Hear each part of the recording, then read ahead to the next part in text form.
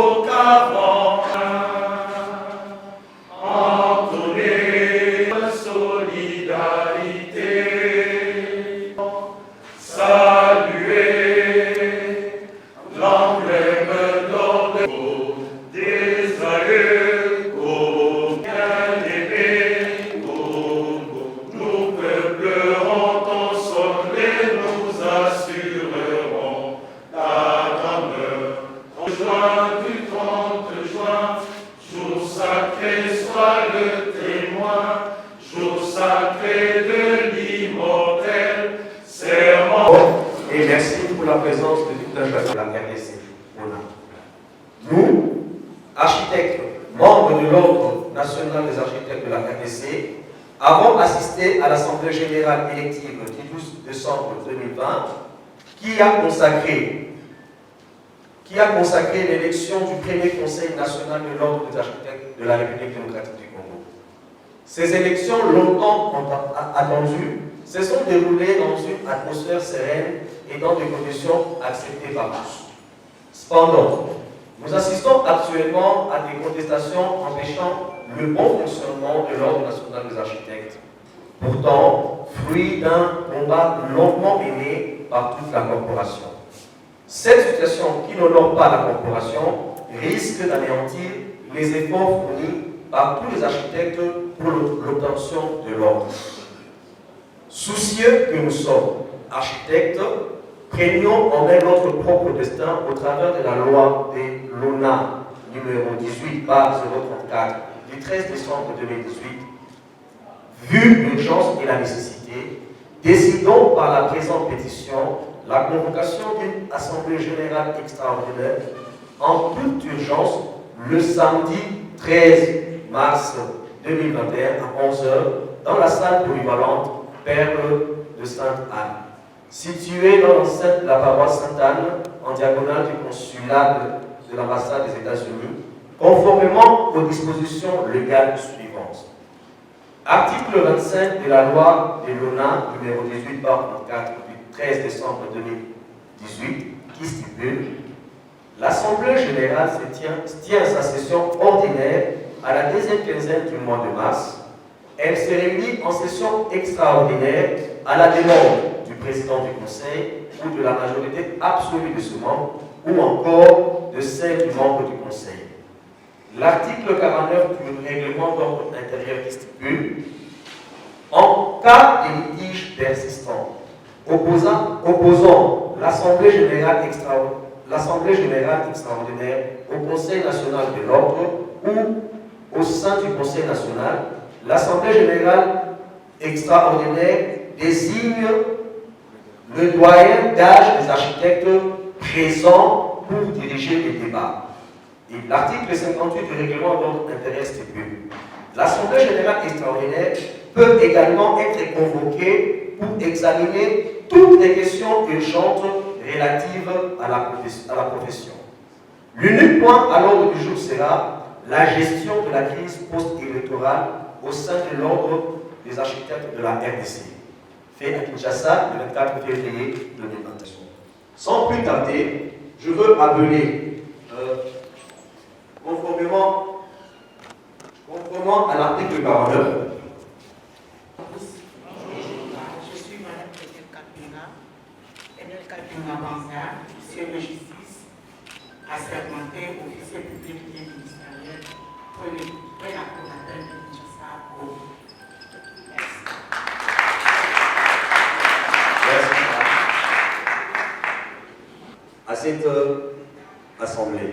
Et par rapport aux informations que nous avons recueillies à l'entrée pour la présence, le doyen d'âge est l'architecte Chitenga. Donc, il y a l'architecte Sélémani, qui a 55 ans, qui est aussi, disons, s'il vous plaît, aîné confrère Sélémani et résumé confrère Chitenga. Ce sont les deux moyens que nous avons dans ce lieu. J'accorde que les doyens d'âge, bien que cela ne soit pas écrit dans l'article, soit secondé par les architectes Benjamin, dont les deux, une consoeur et un confrère. Vous pouvez les manifester si vous êtes d'accord pour cette démarche.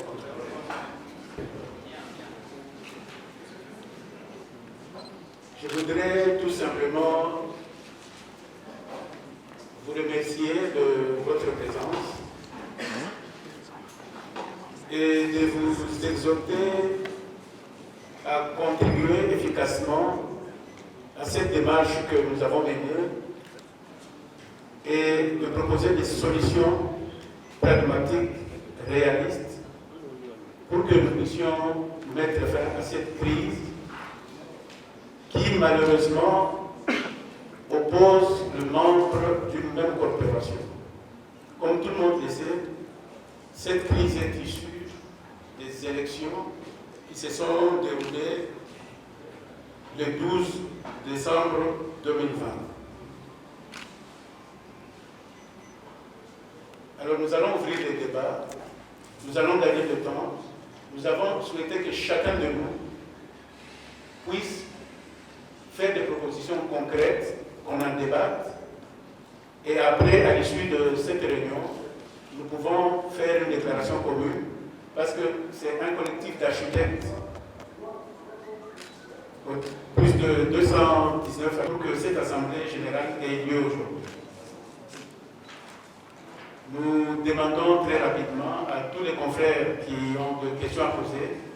Je crois que nous pouvons procéder à une liste, pour que nous puissions gagner le temps. Tous ceux qui doivent intervenir, s'ils peuvent se manifester, pour que rapidement on accorde la parole. Je crois qu'on accordera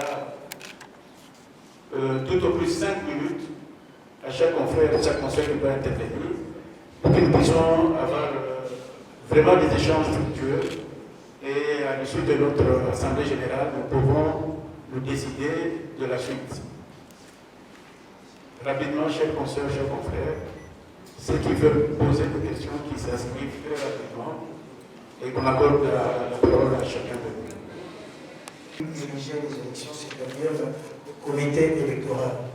Il y a eu des plaintes par rapport au déroulement des élections. Je crois qu'ils ont tous les éléments écrits du déroulement du début jusqu'à la fin. Qu'ils passent devant nous, les architectes, et nous disent, voilà, nous avons commencé comme ceci, il y a eu telle étape, voilà les PV, voilà. Comme ça, nous tous, nous saurons exactement ce qui s'est passé.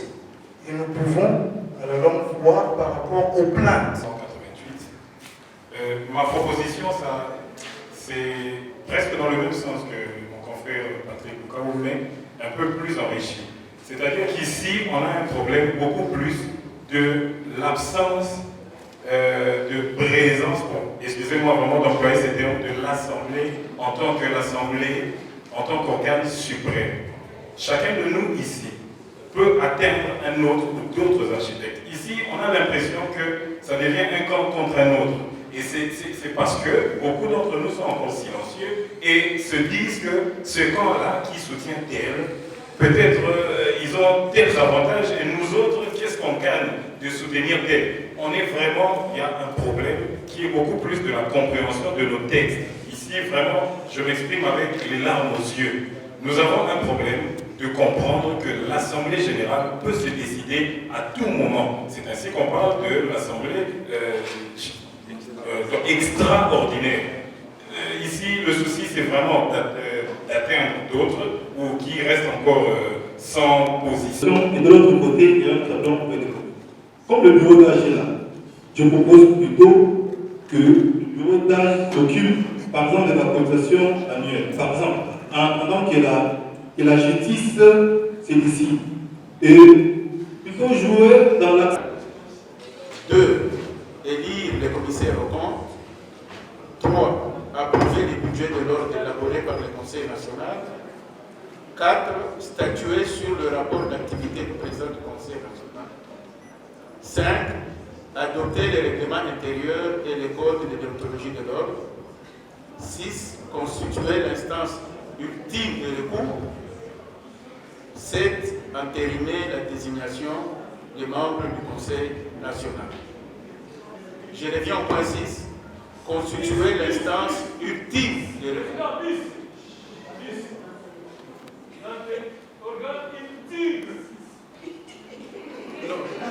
Le point 6, constituer l'instance ultime de recours.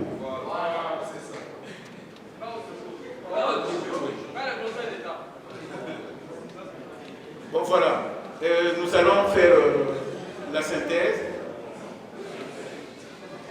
Je crois que dans la salle, il y a une opinion.